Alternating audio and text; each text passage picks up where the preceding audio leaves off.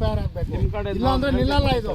ಈ ತರ ಬಂದಿದ್ರೆ ಅನ್ನೋದು ಕೊಡಿ, ಹೇಳಿಕೆ ಕೊಡಿ ನಾವು, ಯಾಕಂದ್ರೆ ಇವತ್ತು ಬಂದಿದಿರಲ್ಲ ಆದೇಶ ತಗೊಂಡ್ಬರ್ತಾನೆ ಅಂತ ಯಾವ ಅದನ್ನ ಕೊಡಿ. ಇಲ್ಲಿ ಏನ್ ಜಾಗ ಅಂತ ಹೇಳಿ, ಯಾರ ಕಡೆಯಿಂದ ಮನವಿ ಬಂದಿದೆಯೋ ಅದನ್ನ ದಯವಿಟ್ಟು ತಾವೆಲ್ಲಿಂದ ಬಂದಿದ್ರೆ ಹೇಳಿ, ಯಾಕಂದ್ರೆ ಗೊತ್ತಾಗ್ಬೇಕಲ್ಲ ನಾಳೆ ದಿನ ಯಾಕೆ ಬಂದಿಲ್ಲ ಅನ್ನೋದು ನಿಮ್ಗೂ ಇದಾಗಬಾರ್ದು. ಹೇಳಿ, ಅಧಿಕೃತವಾಗಿ ಹೇಳಿ. ಬನ್ನಿ ಅದಷ್ಟು. ಈಗ ಇದು ಎಲೆಮಲ್ಲಪ್ಪ ಶೆಟ್ಟಿ ಅಂತ ಏರಂಡಲ್ಲಿ ಈ ಕೆರೆಗೆ ಗಡಿ ಗುರುತಿಸೋಕ್ಕೆ ಅಂತ ನಮ್ಮ DT ಅವರು ಬಂದಿದ್ದಾರೆ. ನಮಗೇನು ತಹಸೀಲ್ದಾರಿಂದ ಒಂದು ಅರ್ಜಿ ಬಂದಿದೆ ನಮ್ಮ ಸಣ್ಣ ನೀರಾವರಿ ಇಲಾಖೆಗೆ.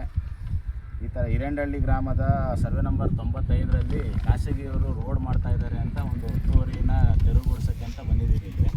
ಇಲ್ಲಿ ಬಂದು ನೋಡಿದಾಗ ನಮ್ಮ ಕೆರೆ ಗುರುತು ಇನ್ನು ಅಲ್ಲಿವರೆಗೂ ಬರುತ್ತೆ. ಅದು ಆ ಗಡಿ ಅಲ್ಲಿ ಗುರುತಿದೆ, ತೋರ್ಸಪ್ಪ ಅಲ್ಲಿ.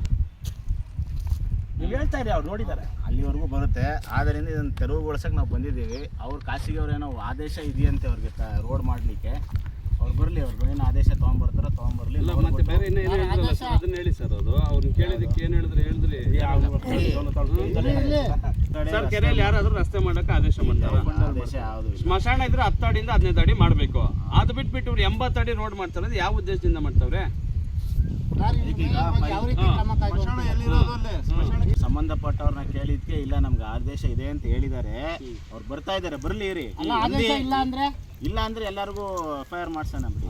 ಸರಿ, ಕಟ್ತಾವ್ರೆ ಇಷ್ಟು 40 ಅಡಿ ಜಾಗನ ರೋಡ್ 60 ಅಡಿ 70 ಅಡಿ ಇದೆ ನೋಡಿ. ನೀರು ಹೋಗೋದು ಕೆರೆ ನೋಡಿ ಹೆಂಗ್ ಮುಚ್ಚಿದಾರಲ್ಲ, ತೋರ್ಸಪ್ಪ ಅಲ್ಲಿ. ಕೆರೆ ಅನ್ನ 2 ಗಂಟೆ ಇರೋದು ಕೆರೆ ಮುಚ್ತಾವ್ರೆ. ಕೆರೆ ಮುಚ್ತಾನೆ ಅವ್ರೆ. ಸ್ಟಾಪ್ ಮಾಡಕ್ಕೆ ಹೇಳ್ತಾರೆ ಸರ್.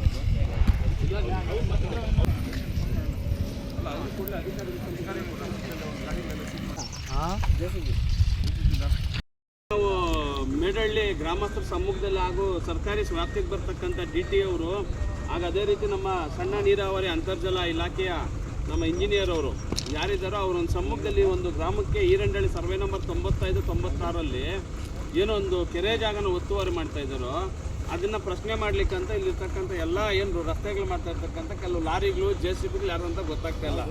ಏನಿಲ್ಲ ವ್ಯಾಪ್ತಿಗೆ ಬರ್ತಕ್ಕಂಥ ಏನು ಪೊಲೀಸ್ ಅಧಿಕಾರಿಗಳು ಅದಕ್ಕೆ ಏನು ಇವ್ರು ಇದೇ ರೀತಿ ಕೆಲಸ ಮಾಡ್ತಿದ್ರೆ, ಒತ್ತುವರಿ ಮಾಡ್ತಿದ್ರೆ, ಯಾವ ಒಂದು ಅಡಿಯಲ್ಲಿ ಇದ್ರ ಮೇಲೆ FIR ಆಗಿ ದಾಖಲು ಮಾಡಬೇಕು ಅದನ್ನು ಅಧಿಕಾರಿಗಳು ಮಾಡುವಂಥ ಕೆಲಸ ಆಗುತ್ತೆ. ಆದಷ್ಟು ಬೇಗ ಇದನ್ನು ಶೀಘ್ರದಲ್ಲಿ ಇಲ್ಲಿಗೆ ನಿಲ್ಲಿಸಿ ಸಾರ್ವಜನಿಕರ ಒಂದು ಹಿತಾಸಕ್ತಿಗೋಸ್ಕರ ಒಂದು 10ರಿಂದ 15 ಅಡಿ ಮಾಡಲಿ.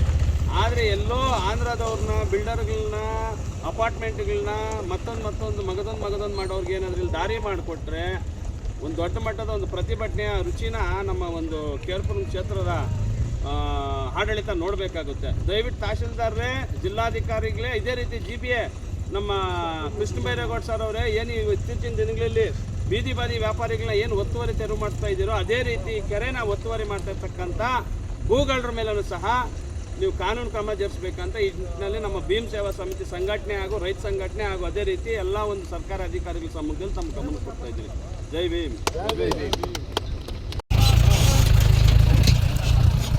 ಇಲ್ಲ ಅಂದ್ರೆ ಇವಾಗ ಎಷ್ಟೋ ಸ್ಟೇಷನ್ಗೆ ಹಾಕ್ತಾರೆ ಅಷ್ಟೇ. ಅಲ್ಲ ಸರ್, FIR ಆಗಬೇಕು. ಇಷ್ಟು ಕೆಲಸ ಮಾಡಿದ್ದಾರೆ ಅಂದರೆ 2 ಡೇಸಲ್ಲಿ FIR ಲಕ್ಷಾಂತರ ರೂಪಾಯಿ ಇನ್ವೆಸ್ಟ್ಮೆಂಟ್ ಮಾಡ್ತೀರಾ, ಯಾರು ಜವಾಬ್ದಾರಿ? ನಿಮಗೆ ಲಾಸ್ ಅಪ್ಪ. ನಾವೇ ಯಾಕೆ ಈಗ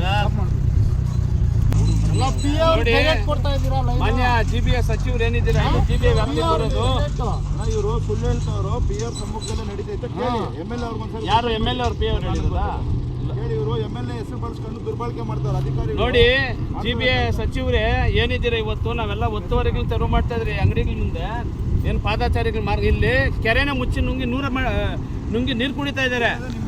ಜಾನುವಾರುಗಳಿಗೆ ಬರಬೇಕಾಗಿರೋ ನೀರನ್ನೆಲ್ಲ ಇಲ್ಲಿ ಮುಚ್ಚಾಕೊಂಡು ಅಧಿಕೃತವಾಗಿ ಏನು ಇಲ್ದಿರಂಗೆ ಇದು ಮಾಡ್ತಾ ಇದ್ದಾರೆ. ಓಕೆನಾ? ಇದನ್ನ ಏನು ಸ್ಥಳಕ್ಕೆ ಸಂಬಂಧಪಟ್ಟ ಅಧಿಕಾರಿಗಳು ಬಂದಿದ್ದಾರೆ, ಆದರೂ ಸಹ ಕೆಲಸ ಮಾಡ್ತಾ ಇದ್ದಾರೆ. ಇನ್ನು ಯಾರು ಕುಮ್ಮಕ್ಕಿಂದ ಮಾಡ್ತಾ ಇರಬೇಕು? ಕೇಳಿದಾಗ MLA PO